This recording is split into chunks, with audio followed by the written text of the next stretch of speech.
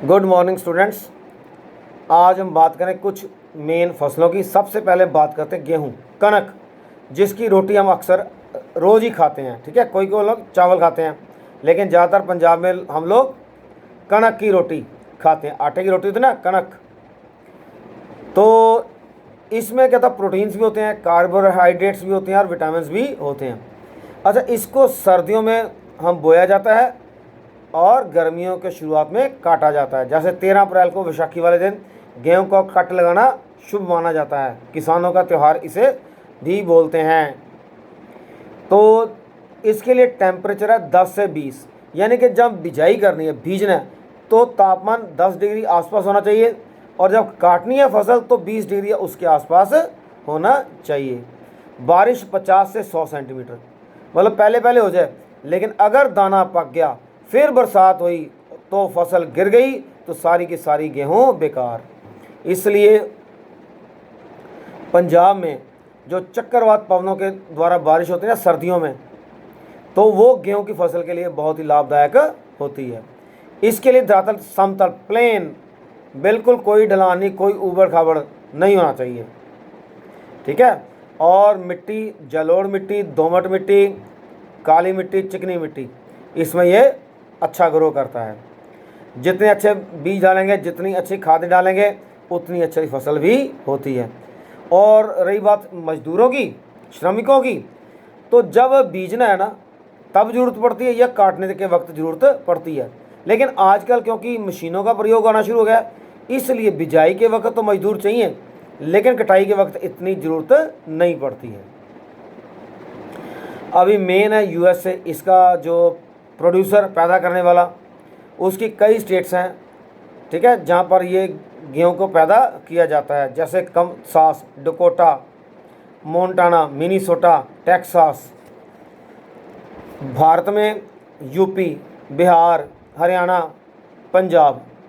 पंजाब में जब हरित क्रांति आई, ग्रीन रेवोल्यूशन, तो ग्रीन रेवोल्यूशन से किसानों ने अच्छे अच्छे फसल डालना, बीज डालना सीखा, सिंचाई के नए नए ढंग सीखे, वैज्ञानिक ढंग से खेती करनी शुरू की, तो गेहूं के उत्पादन में रिकॉर्ड तोड़ क्रांतिकारी परिवर्तन हो गए, बढ़ोतरी हो गई। तो इसलिए इसे ग्रीन रेवोल्यूशन भी बोलते हैं। ठीक है, तो और साथ में कि पंजाब में सिंचाई के साधन भी उन्नत है, ट्यूबवेल भी काफ़ी हैं, तो इसलिए सिंचाई की कोई प्रॉब्लम नहीं आती। तो इसलिए पंजाब में गेहूं अच्छा होता है, यूपी में भी गेहूं अच्छा होता है। उसके चाय कॉफ़ी, चाय कॉफ़ी ज़्यादातर ये पहाड़ी फसल है।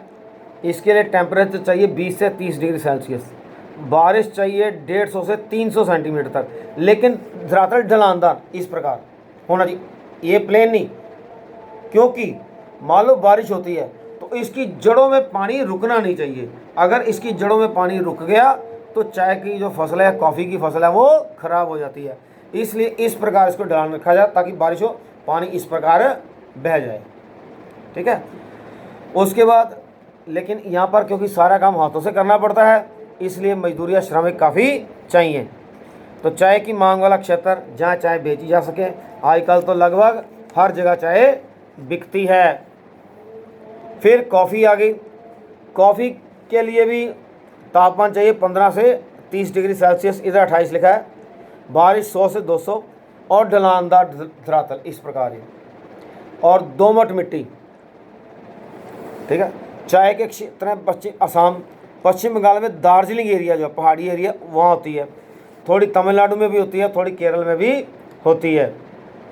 और कॉफ़ी जो है वो जो है कर्नाटक, केरल और तमिलनाडु में होती है, और ज़्यादातर कर्नाटक में ऊटी के आसपास का एरिया, केरल में कोंडगू, चिकमंगलूर, शिमोगा, तमिलनाडु में जो नीलगिरी के पर्वत हैं वहाँ पर काफ़ी कृषि कॉफ़ी की होती है।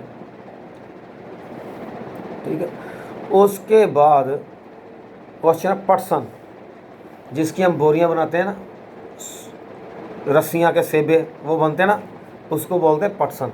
ठीक है, तो ये एक रीढ़ जैसा पतला और लंबा रेशा होता है, तो इसकी हम बोरियां बनाते हैं, रस्सियाँ भी, सेबे भी बनाते हैं, सुतलियाँ भी बनाते हैं।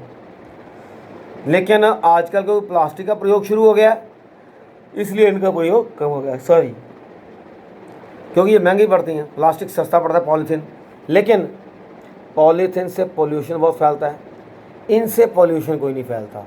इसलिए अगर हम चाहते हैं कि हमारी सेहत अच्छी रहे तो हमको पॉलीथीन का प्रयोग कम से कम करना चाहिए, पटसन का प्रयोग अधिक से अधिक करना चाहिए, क्योंकि पटसन की जो बोरियां हैं, रस्सियां हैं, वो किसी तरह का भी कोई पोल्यूशन नहीं फैलाती हैं।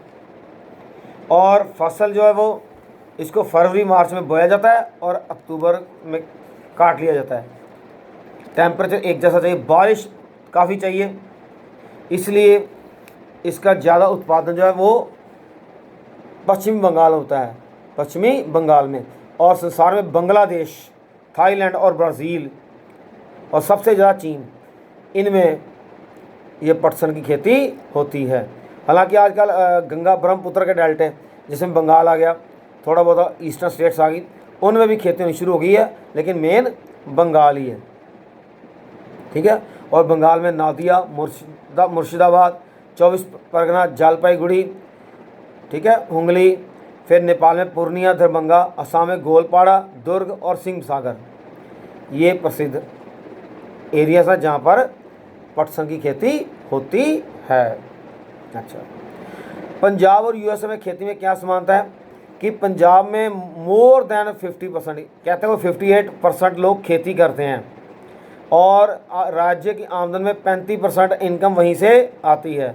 मिट्टी उपजाऊ है, मिट्टी की उपजाऊ शक्ति बरकरार रखने के लिए किसान खादों का प्रयोग करते हैं, और पंजाब के किसान जो अलग अलग प्रकार की फसल उगाते हैं, और जैसी ज़रूरत हो तो ट्रैक्टर या हार्वेस्टर का भी प्रयोग हम कर लेते हैं, लेकिन ज़्यादातर सिंचाई वर्षा पर निर्भर करती है, और कीड़ों से बचाने के लिए कई कीटनाशक दवाइयों का प्रयोग किया जाता है। चाहे मशीनों से काम होने शुरू हो गए हैं, लेकिन फिर भी मजदूरों की ज़रूरत रहती है।